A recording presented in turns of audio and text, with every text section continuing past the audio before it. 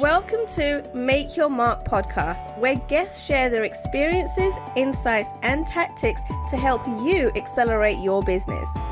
So building, scaling, and monetizing your business is made easier. And I will be your host, Suthar.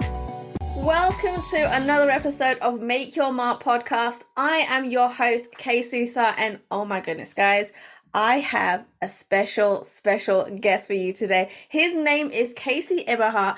And the reason why he's special is because not only does he have a phenomenal brain, which I have seen him work myself, but he also looks extremely dapper in a flamingo shirt. Yes, that's right, guys.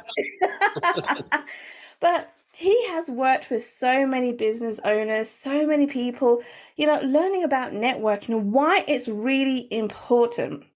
Not only that, but he has got a few secrets under his belt. I mean, he used to be working in, movies with people like Leonardo DiCaprio. Guys, now, if you don't know him, he was in Titanic. He went to his 21st birthday party. Like, he knows people from all different backgrounds. And today, he's going to be teaching us why it's really important to build relationships in your business and to get out there and start networking. Please welcome to the show, Eberhart. Oh my goodness, I'm so excited to have you here today. Oh my gosh, Kay, I've been looking forward to this for a long time, and I know it's just scheduling wise, but that's what happens when you get a couple of people that have a lot going on in business, being able to get together and come together, and here we are. So I'm super thrilled and honored to be here for sure. Oh my goodness. Now, this is going to be juicy, Casey, because me and my team, we have actually looked into a lot of your videos, social media, some of them old videos, new videos, but there was one that really intrigued us. And I want you to talk a little bit more about this particular video. Now, what this was is, it was this video where you were talking about when you were really young, and I think it was your dad or your grandfather's store that you went into, and you sold an item to these two ladies. And that's when you really got a taste of what business is about, what building relationship is about, and going that extra mile. So I would love for you to tell our audience that story, because that was epic. Yeah. So when I was a little kid, like 5 years old, 6 years old, I used to love going to my grandparents' house. And my grandparents lived in a little town in Colorado called Fowler, Colorado. In fact, it was actually a suburb of Fowler, which was only a one-light town. And this was a town called Avondale. And it was along the freeway, and my granddad had an antique store. And I put antique store in quotations because it was really basically a garage sale with a cash register, right? But what happens is in the Midwest, they put antique store on the garage, and everybody like me from California goes out there and think we're antiquing, right? So my granddad was a true entrepreneur in the sense of the word, that he had so many different businesses going on. He had a Model A and Model T Ford restoration business. He had rental property. He had cattle. He had water springs, oil and gas springs. He had this antique store. He was a realtor. He had all these different income streams, and I just always looked up to him. And so one day, my family was out visiting him, and he took me out in the antique store, and he said, "Listen, I want to teach you everything I know about business today." And I was like, okay. And, I'm 5, 6 years old. I was in first grade, right around there. And he said, "Listen, here's the lesson, that if you always give more value than expected, everything else will work itself out." And I was like, okay, I don't really know what that means. Just what can I sell and what can I do with the money to buy? I remember probably comic books or baseball cards or something at the time, right? And so the deal was, whatever I sold, I got to keep the money for that day. And so the very first customer that came in were these two ladies, and they came in the store and they bought what are called insulators. And most people don't know what an insulator is, but you've seen it. And if you saw a picture of it, you know exactly what they were. They sit on the top of electricity poles and way high up, and you wrap the wire around it, and they're basically made of really, really dense glass. Like, these things are so strong that they could fall from the top of an electricity pole or a power pole and never not break if they hit the ground. That's how strong these things are. Now, that's important to the story here in a second. So these things, they were about, I don't know, 4 or 5 inches tall, and they came up and they bought one, or I think they bought two, and they were $1 a piece. So the bill was $2, right? And I'm just like beyond the moon. Like, I'm so thrilled and excited. I don't even know what to do with myself, that I've already spent the money and they haven't even given it to me yet. That's how fun it was, right? And so I take the money and I look over at my granddad, and he has this like weird look on his face, and he's like, yeah, you're not really getting it. And I'm like, well, okay, so I kind of got it. Like, give more value, give more value. I don't really know what that means. So I'll wrap these in newspaper. So I wrapped them in newspaper, and I handed them over to the lady, and I look over my granddad, and I tell the story sometimes because I can't raise one eyebrow. So like, if you're watching it on video, you'll see I'm trying to raise one eyebrow by just holding one down, because I can't do that. Right. So he looks at me like with this funny face. I'm like, okay. So then I grabbed some bubble wrap and I wrapped him. I look over at him. He still has this look on his face, like I'm letting him down or something. Ooh. So then I was like, okay, so I took this tobacco tin and I put the bubble wrapped, newspaper wrapped insulators inside the tin. And I could tell he was kind of warming up, but not really, right? So then I put him in a bag. And I was like, okay, well, you know what? I just want the $2. So at this point, I'm like, done. So we walk out of the store, and I just, from a very young age, was always taught that you open doors for ladies. Like, I think I came out of the womb doing that, right? It's just a sign of respect from my perspective. So we walk out to the car, and I opened the door for the driver, and she got in the car and thanked me. And she was like, "Oh, you're so sweet, yada yada yada." You know how that is.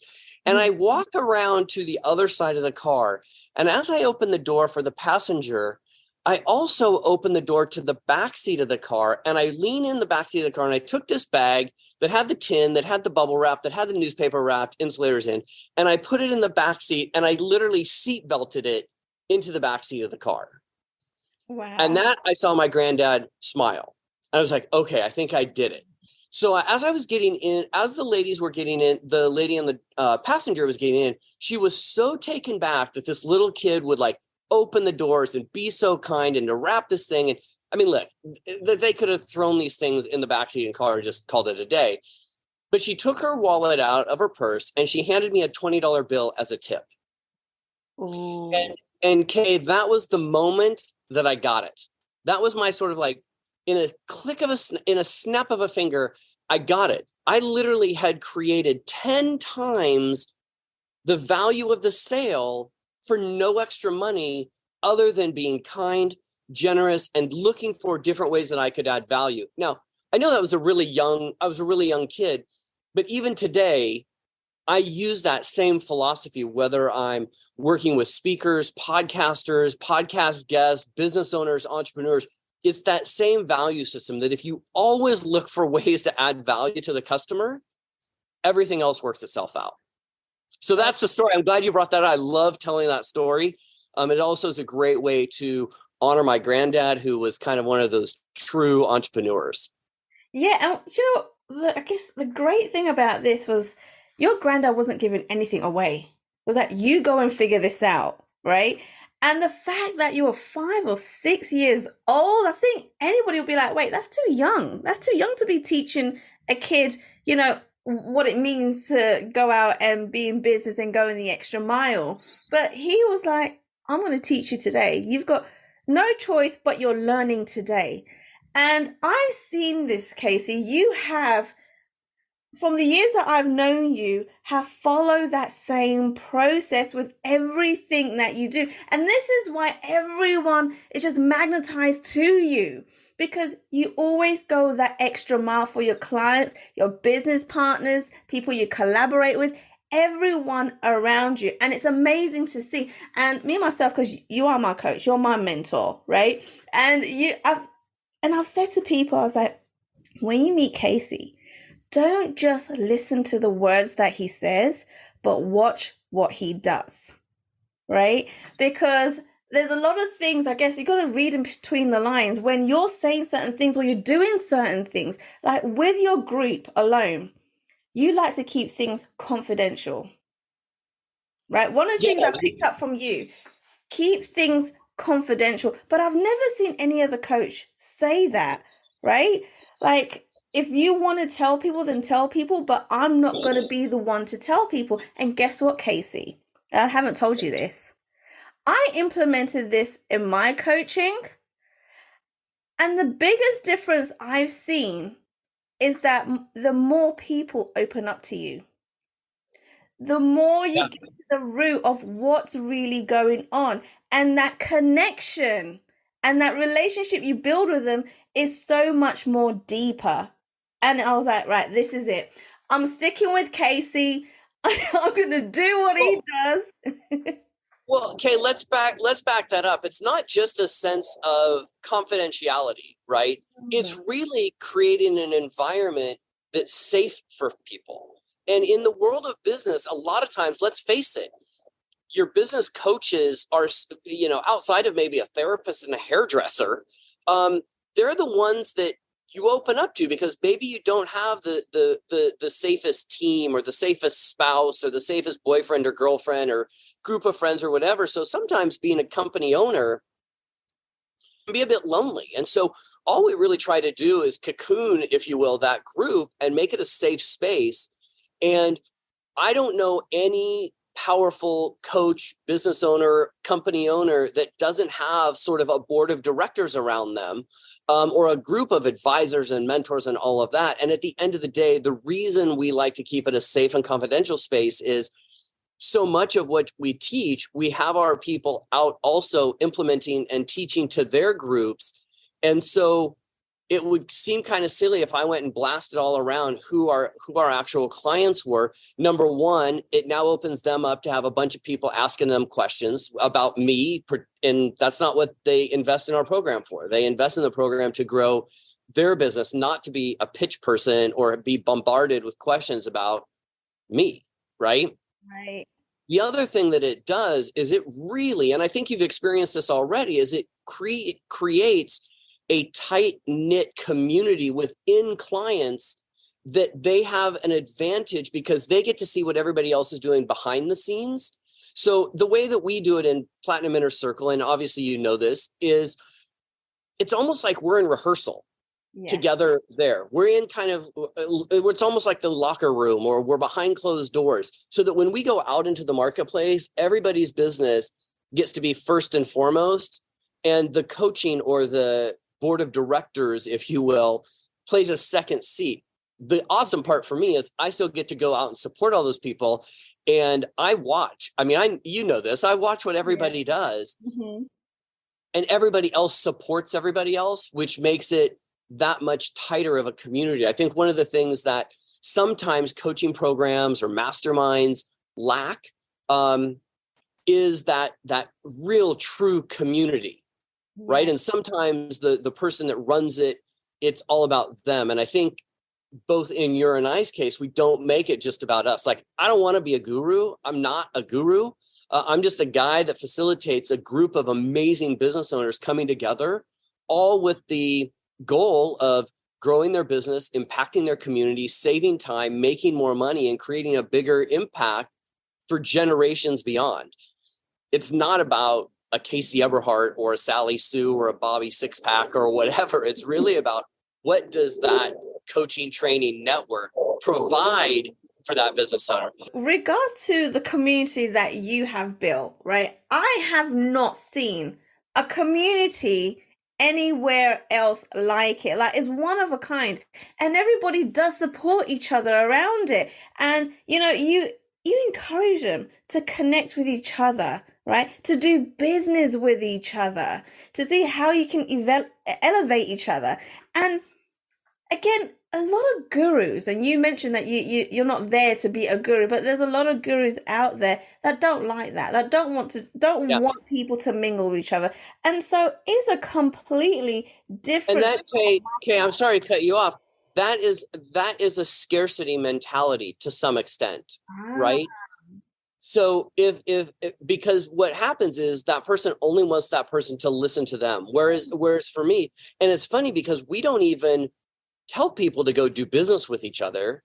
But here's what's funny is when you get a community of people together that are all kind of learning the same thing. And what's cool about our particular community is that it is business agnostic. So we have people like you that are running an amazing, growing podcast agency, right? And then we've got a travel agent, we've got real estate agents, a lot of folks from real estate, we've got some folks from network marketing, we've got image consultants, because what works for a podcast agency might also work for a real estate agent. Right. Right. And so what happens is when you have that community and they're all speaking the same language, they're all learning the same things, they're all out trying the same things, there's just a certain camaraderie that happens. And when you watch them support each other, it's hilarious to me, because I never really thought this through, frankly, but it's just a happy accident. Right. The amount of business that the members do with each other is sort of shocking to some extent. And I hear people, I mean, we've had real estate deals that have happened. We've had countless speaking engagements that have been booked on each other's stages and events. We've had people do entire events together. We have people that go to each other, and, you know, if we have somebody that does graphic design, I'm watching their graphic designs be used for a conference that's coming up, or a new real estate event that's happening, or, you know, it's a really, really cool, fun thing to watch from where I sit, because it's sort of like I sort of take my hands off of it. Yet what's really awesome is that everybody has their hands on. That's right. Yeah, you're absolutely right there. Oh my goodness. And so, Casey, one of the things that you teach your community is the importance of networking and getting yourself out there and making your mark in the world. And so, but I know that a lot of people struggle with it, which is why you teach it. And so, what would you say are some of the common mistakes that people keep making when it comes to networking? Oh, this is a great question. I wish I was asked it more often. I actually think there are a couple of things that I don't know if I would say they are mistakes, but let's call them opportunities to get clearer on what you're trying to do and actually get there. Okay. Right. So number one is when people are out networking, that they're actually on purpose and with intention. And sort of the way I start this is I say, listen, I want you to be able to tell me what the average lifetime value of a customer is. And I do this exercise in my events, and I watch people's mouths drop, because I don't think they've actually ever really put it on a piece of paper and did the calculation. So the first thing is, what's the average lifetime value of a customer? The second thing is, are you actually going where those customers are hanging out? Right? If you've got a customer that's a $300,000 client, and you think they're hanging out, you know, I don't know, on the side of a street corner somewhere, you might have a message mismatch, right? Right. The other thing is, if your lifetime value of a customer is $300,000, for example, the first question I ask is, are you showing up like it's a $300,000 conversation, or are you showing up like it's a $26 conversation? Right. Right. So now we've got that going. And then the final piece that I think is so important is who people are actually networking with, right? And so the challenge is, and I'll use actors as an example. I come from Hollywood. I used to produce movies for a living. And one time I was hired by a group of actors. There were 20 of them, and they were all friends, and they all knew each other, and they went to acting school together, and they were all honing their craft and being better actors, right? Right. And they hired me to come in and sort of work with all 20 of them to get them parts in movies, because I used to cast movies from my phone, right? Oh, wow. And the first thing that I asked them was, how many of you right now have casting directors, and producers in your phone? Mm-hmm. Not one of the 20 had any of those three people in their phone. And I said, now, how many of you have over 50 actor friends of yours in your phone? And every single one of them raised their hand. Wow. I said, well, here's the first problem. You're hanging out with and networking with and growing and building relationships with people that are never going to have the opportunity to hire you. Mm. So even though they are all friends and they can talk about what their experiences are, at the end of the day, that's not going to get them in the casting room. Right. Right. It's sort of the same thing in the speaker world. It's sort of like, I don't say this as a brag. I just work a lot as a speaker.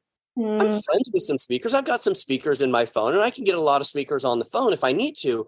But if you really look at where I spend my time building relationships, it's with producers, event producers, owners of audiovisual companies, people that are already in the room, Right. that when an opportunity comes up, they go, hey, I know a guy and he's reliable. He shows up, he delivers, he plays the role that he needs to play in order for us to get the show where that show needs to go.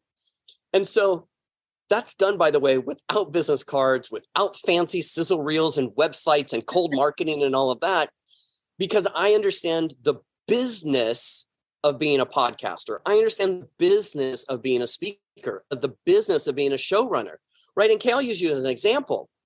You're running a podcast. Your podcast, the growth numbers are like a hockey stick. They're going sky high, right? So think about this for a second. And everybody should kind of just think this through for 1 second. If you send Kay an email and say, you should have me on your show, why should she? What do you bring to the table, right? And not only what do you bring to the table, you have to understand that Kay having you on her podcast, she's taking a big risk because she's got this growing audience that is growing like crazy each and every episode.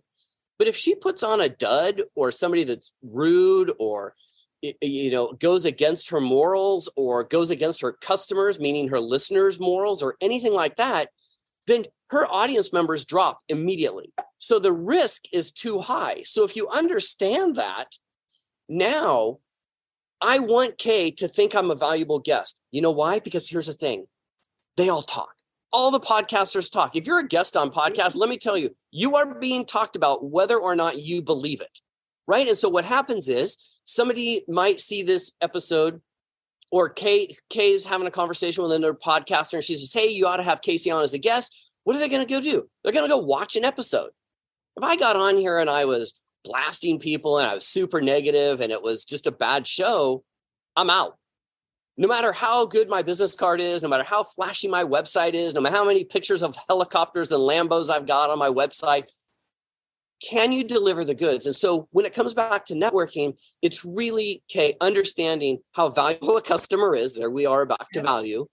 Can you deliver the goods for and beyond and be on the behalf of the person that hired you, or whether it's a customer or a speaker or whatever?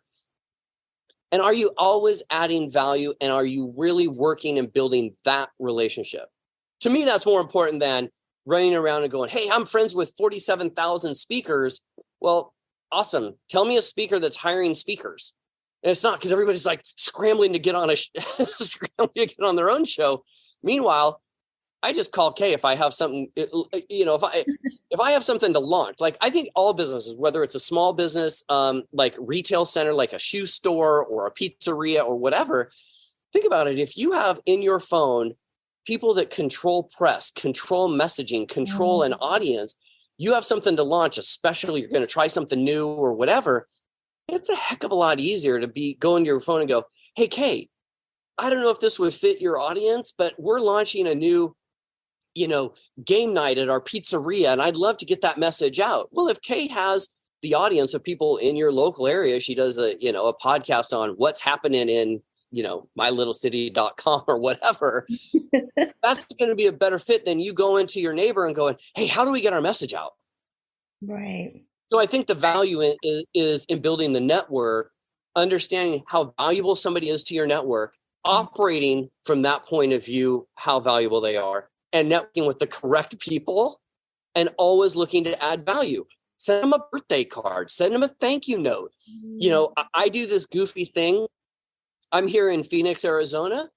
Tomorrow, I'm literally taking all my clients that live here out to breakfast. Now, that may not seem like a big thing, but they're all going to get together. We're going to literally go have, breakfast together. They're going to get to talk and meet each other face to face. And they don't know each other. I mean, they do because we're in Zoom together, but it's those little things that we are always looking to add value to our clients that just make all the difference in the world. Do you know what? And I just want to add to that. I saw that you're doing breakfast, and I felt I was having FOMO, Casey. I was having some serious FOMO. I was like, I need to get Casey and everyone else down to the UK for sure. I'm totally down for that. Totally down for that. Awesome. But oh my goodness, Casey, this was the amount of golden nuggets that you have dropped in such a small amount of time is incredible. you know what I feel like? I feel like every time I'm around you on Zoom, whether it's live, doesn't matter, I need to keep a recording device near me at all times because I don't know when you're going to be dropping these golden nuggets. It seems like every time you open your mouth, you do it. Every time. And so thank you for coming on the show. But I know at this point, Casey, everyone's probably thinking, how do I get hold of Casey? I need to learn more. I need to learn about networking. I need to be part of this mastermind group. So where can they go to reach out to you, to talk to you, and to learn more from you?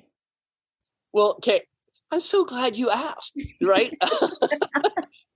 No, so I have a cool thing. It literally just launched, so it's a little bit rough, but I think it's really, really valuable. So if you just go to powernetworkingtips.com, okay. I've got 120 power networking tips that literally are a sentence long. And what I tell people to do is like print it off. And before you go to a networking event, or you're going to go to a chamber event, a BNI, or you're just going to go to a local, or even you're going to do a Zoom recording, just take 3 minutes and read a bunch of them. The mindset that you will have going into that is massive. So it's just powernetworkingtips.com. And if you want to check me out on YouTube, you kind of like business stuff and you're a YouTube person and you like watching videos on YouTube, it's very simple. It's caseyonvideo.com and it'll just take you right to the channel. Awesome. Guys, go ahead and get that downloadable. Go and connect with him. Check out his social media, his videos. He does a ton of videos. He is awesome when it comes to videos. Go and check those out and just reach out to him. Learn from him. Get those 120 different tips on some networking and get yourself out there. Casey, thank you so much for coming on the show. Like I said earlier, so many golden nuggets. Thank you. Well, and thank you, Kay. What I love about what you're doing is you're out there making a mark with your agency and helping people get a podcast started, up and running, all the way from I'm thinking about it and I want to do it myself to, hey, I just want to show up and do video. And I love the agency model that you're growing and building, and you're walking the talk. And I think that's so powerful that you've got a podcast, you're growing. I know that you and I were talking right before we started this, and listen, I know your numbers, you know your numbers, and keep doing what you're doing, because the more value you're bringing to your audience, that hockey stick of viewers and audience listeners is just going to continue to grow. And I think what you're doing is so spectacular and awesome. And so thank you so much for having me on the show, for sure. Oh my God. Thank you so much, Casey. That means a lot. Thanks for listening to Make Your Mark podcast at www.makeyourmarkpodcast.com. Make sure you hit that subscribe button so you get this and every other episode that comes out. We have lots of great stuff coming, so make sure you hit subscribe so you don't miss it. And thank you in advance for all the reviews and comments. I appreciate it so much. And I look forward to serving you in next week's episode.